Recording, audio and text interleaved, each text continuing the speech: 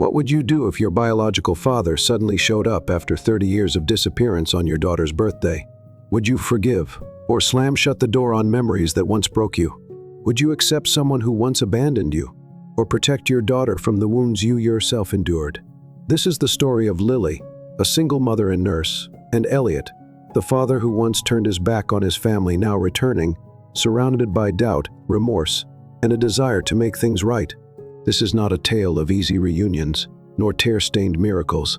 It's about truth, quiet moments that pierce the heart, and a moving journey of redemption, trust, and the power of forgiveness. Stay until the end, because sometimes a late apology can save a whole life, and maybe it'll make you want to call someone you haven't dared to mention in years. On a late Thanksgiving afternoon, as the city lights began to flicker on, and the autumn wind swept gently across the marble-paved sidewalk in front of the old Fairmont Hotel, a man stepped out of the grand lobby, clutching a charcoal gray wool scarf. His name was Elliot Graves, 62, a retired music teacher, who had just experienced a moment that brought his entire life to a standstill. Inside, in the candle-lit lobby, a youth choir was singing Silent Night in pure soprano tones. The sound echoed up to the high-vaulted ceiling, melting time between memory and the present. But Elliot couldn't focus on the music anymore, because just minutes earlier, his only daughter Hannah, CEO of a real estate conglomerate, had pulled him aside, looked at him with a distant gaze he hadn't seen since the day she left home at 17. "I think you should move out. This apartment, it doesn't suit you anymore." At that moment, Elliot felt as if the cold wind had sliced right through his coat. He blinked, saying nothing. Hannah, in a red velvet dress, her blonde hair tied neatly at the nape, remained composed, but the hand holding her wineglass trembled slightly, as if she herself couldn't believe what she'd just said. In that moment, he didn't feel angry, not even the pain he'd once imagined. Just emptiness, a hollow space stretching from his chest down to the bottom of his heart. "Doesn't suit you anymore." The phrase echoed in his head like a warped melody. 40 years of teaching, 20 years raising her alone after his wife passed. He had thought, at the very least, on Thanksgiving, they would share a meal, even just one quiet dinner. But what he got instead was a decision, a dismissal, and a kind of estrangement that cut straight to the bone. Elliot didn't return to the table. He grabbed his coat and walked out like a silent shadow.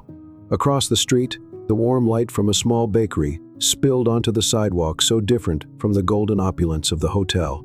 He paused, stared through the glass window where a middle-aged woman was wiping down a table, her hands quick, but her eyes held an indescribable sadness.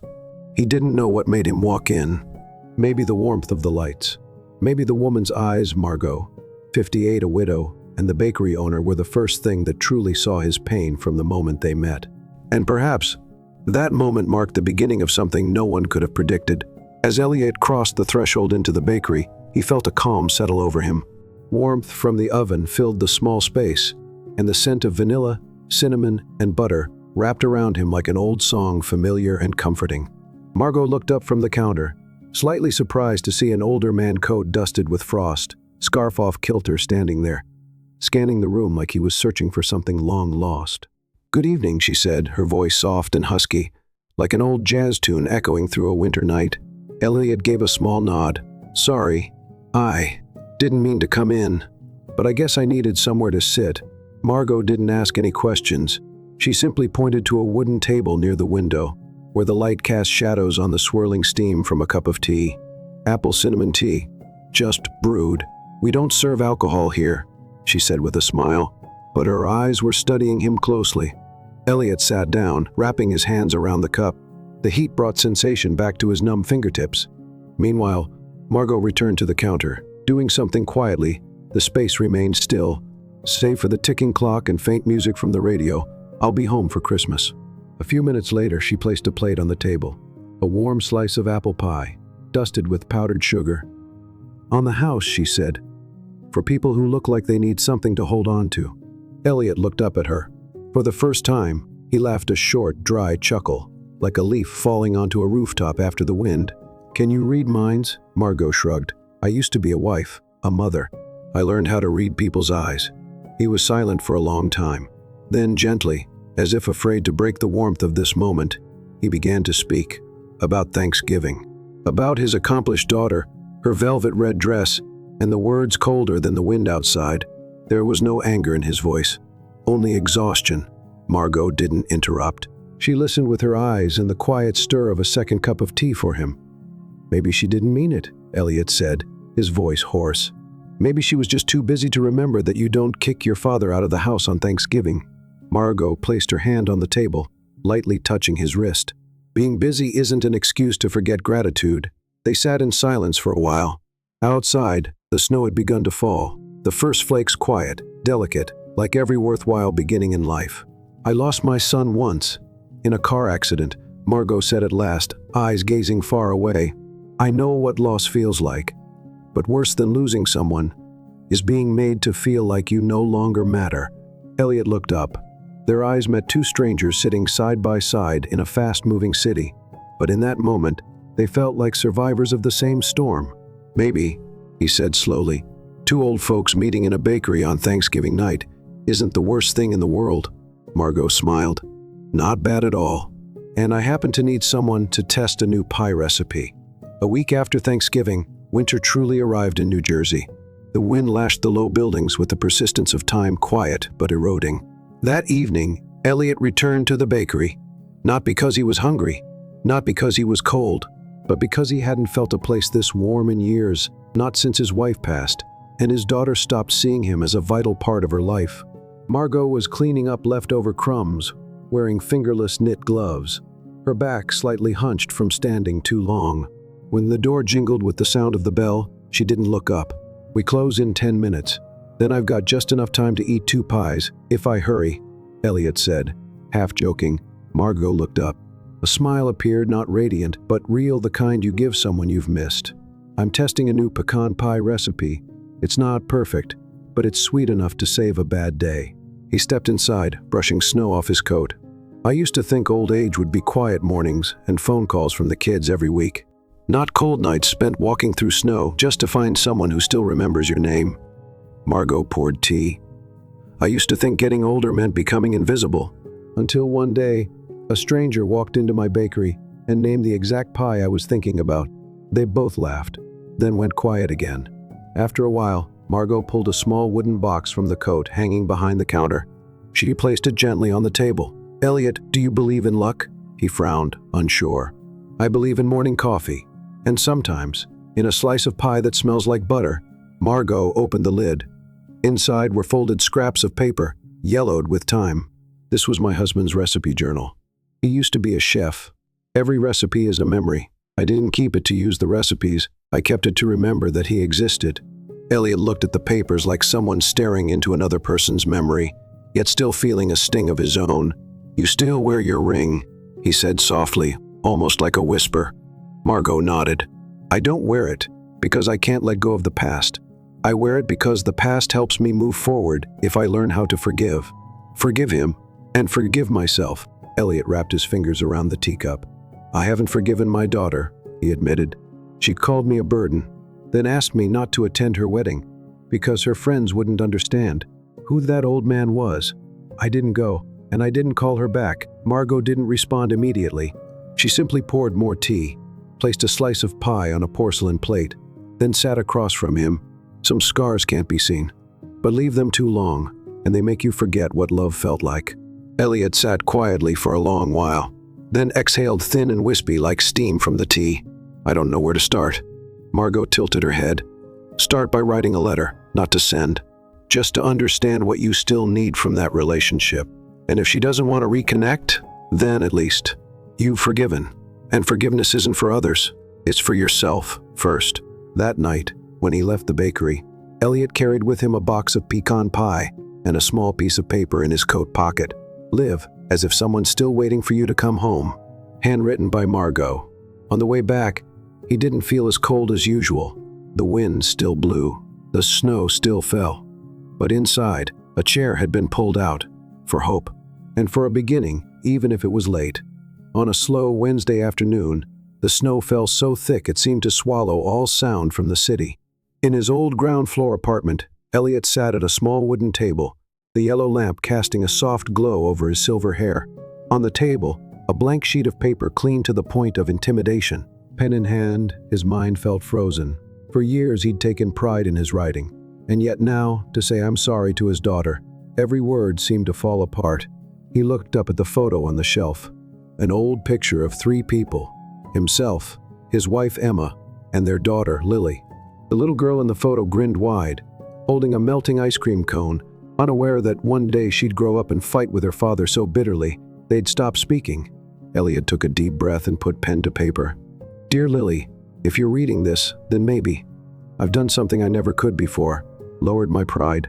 Not to beg for your forgiveness, but to finally admit, maybe for the first time in my life, that I was wrong.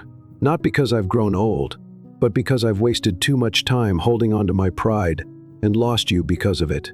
The words began to flow, like tears that hadn't yet fallen.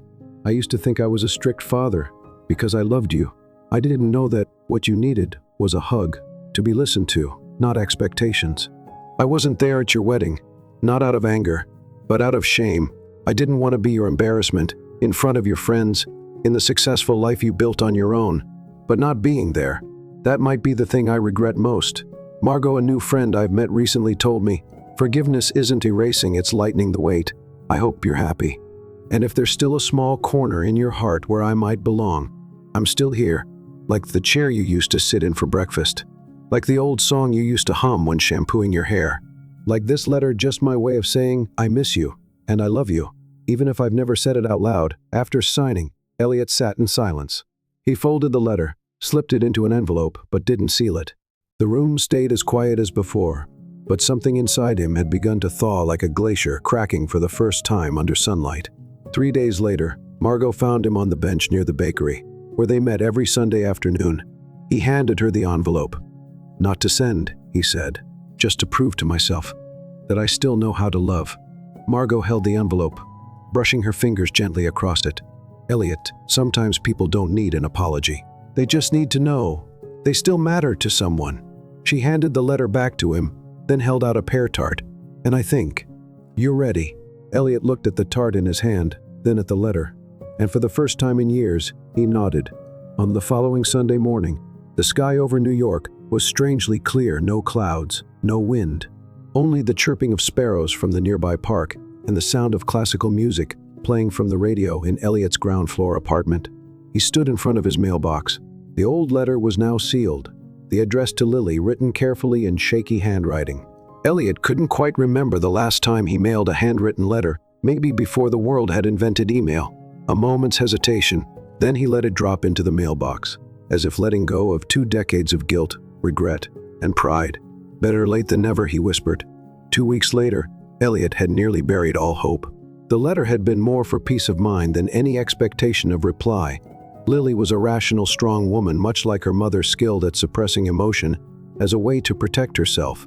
So when he heard a knock on the door that Tuesday afternoon unannounced, no phone call, his heart skipped a beat. He opened the door. Lily stood there. Her face was familiar, only more grown. She wore a long beige coat, her brown hair tied low. In her hand, she clutched her handbag like she was holding on to her courage. "Can I come in?" she asked. Her voice was low and firm, but her eyes shimmered. Elliot stood frozen for a moment, then stepped aside, opening the door wide. This door was never locked to you. Inside, the silence hung heavy. Lily stepped in, scanning the room, everything still as it was in her memory. The sea green armchair, the old rug her mother once picked out, and the photo of the 3 of them still resting on the shelf. "I got your letter," she said, standing in the middle of the room, like a stranger in her own past. "I don't know what more to say," Elliot replied, his voice thick. "But if you're here today, maybe I still have a chance to be heard." Lily set her bag down on the chair and turned to face him. "I don't know if you remember, but on my 16th birthday, Mom died from a stroke. You didn't come to the hospital. You didn't come to the funeral." Elliot's heart clenched. I didn't know how to face that pain. And then I let silence speak for me. "I understand," Lily's voice softened, "because I did the same thing. I built a wall with silence, just like you once did with me." The 2 of them stood there, in the small living room, time seemingly frozen. And then Lily said the words Elliot had never dared to hope for. "But your letter, it opened a door, and I don't want to let it close again." An hour later, in the tiny kitchen, Elliot poured tea for them both. Lily talked about her job, about her husband, the man Elliot had only seen in wedding photos, and about her 5-year-old daughter named Emma. "She's named after Mom," Lily said, eyes on her teacup, voice soft. "I want her to grow up knowing that her grandmother is someone worth remembering." Elliot nodded, eyes glistening. "And I hope you'll let her know about her grandfather too." Lily looked at him. "That depends on the kind of grandfather he wants to be." The sentence was both a challenge and a gift. That evening, as Lily left, she paused at the door. "Next week is Emma's birthday," she said. "If you'd like to come, we're having it at home. Not many people, just family." Elliot's heart tightened this time with joy. "Thank you. I'll be there. With cake the one you loved as a kid." Lily smiled. "Chocolate frosting, coconut topping, and no cherry on top, one remember. This time, I hope you don't forget the cake." That night, for the first time in years, Elliot didn't need sleeping pills. He sat down to write in his journal, his handwriting steady and calm. Sometimes, the most precious thing isn't being forgiven, but being given the chance to become better one more time. 1 week later, it had been raining lightly since early morning, a soft breath like drizzle. Just enough to dampen the sidewalk, but not enough to stop those carrying hope from moving forward. Elliot stood in front of a small townhouse in Brooklyn, holding a birthday cake carefully wrapped in brown paper and a bouquet of white chrysanthemums. He had been up since 5 a.m., baking it using his wife's recipe, for the first time in nearly 20 years. In the kitchen, as he spread the coconut across the frosting, he had cried, not because he was sad, but because he knew bit by bit he was coming back to life. Lily opened the door. She wore a soft pink dress, her hair pinned up. Her face was calm, but her eyes shimmered with emotion. "You came," Elliot said, his voice gentle, as if afraid to disturb something fragile. Lily smiled, stepping aside. "Come in, Dad." There were no flowers, no fireworks, no cheers. Just the warm air of a small family gathering, balloons hanging from the ceiling, and the scent of cake filling the room. Elliot stepped in, exhaling softly, as though setting down the heavy suitcase of his past. In the corner, a little girl was playing with building blocks. Soft curls framed her face. She wore a princess dress, and her hazel eyes mirrored her mother's as a child. "Emma," Lily called, "come meet your grandfather." The girl looked up and ran toward her mother, then stopped abruptly at the sight of Elliot. She stared with the cautious curiosity children reserve for strangers. Elliot crouched down and opened the cake box, revealing a round chocolate cake, topped with a snowy layer of shredded coconut. No cherry on top. "I heard today is the birthday of a very special princess." Emma tilted her head. "Who are you?" "I'm your mom's dad." "Which makes me your grandfather." She looked at her mother for confirmation. Lily nodded. Emma stepped closer, touched the cake's surface, then suddenly said, "You made cake like the kind Mom cooks." Elliot smiled. "Because your mom learned from your grandma, and your grandma learned from me. So you could say, we all share the same cake." The girl giggled. That sound pure, innocent felt like a blessing to Elliot. During the happy birthday song, Elliot stood beside Lily. "I didn't think you'd actually come," she whispered. "I've missed too many of your birthdays already," he said. "I couldn't miss one more." Lily was quiet for a moment, then slowly replied, "There was a time I didn't know if I could forgive you. But when I look at Emma, I understand. Sometimes forgiveness doesn't mean forgetting. It means giving each other a chance to write the next chapter." After the cake was cut, Emma ran over and hugged him. An unexpected hug, clumsy, but more real than anything Elliot had ever received. "Grandpa, will you stay and play with me?" Elliot leaned down and held her close. "If you'll have me, I'll stay for a very long time." That afternoon, Elliot and Lily sat on the porch, watching Emma ride her bike around the yard.